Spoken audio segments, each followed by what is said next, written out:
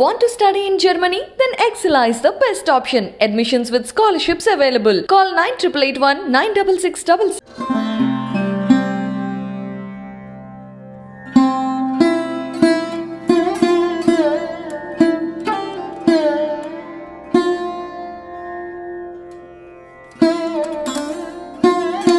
పంజాబ్ మాజీ సీఎం శిరోమణి అకాలీదళ్ అగ్రనేత ప్రకాష్ సింగ్ బాదల్ కన్నుమూశారు. ఆయన చాలా కాలంగా అనారోగ్యంతో బాధపడుతున్నారు. శ్వాస సంబంధిత సమస్యలతో బాధపడుతున్న ఆయన వారం క్రితం మొహాలీలోని ఫోర్టిస్ ఆసుపత్రిలో చేరారు. ఈ క్రమంలోనే చికిత్స పొందుతూ మంగళవారం రాత్రి తుది శ్వాస విడిచారు. డిసెంబర్ 8వ తేదీన 1927న శ్రీ ముక్తార్ సాహిబ్లో జన్మించాడు.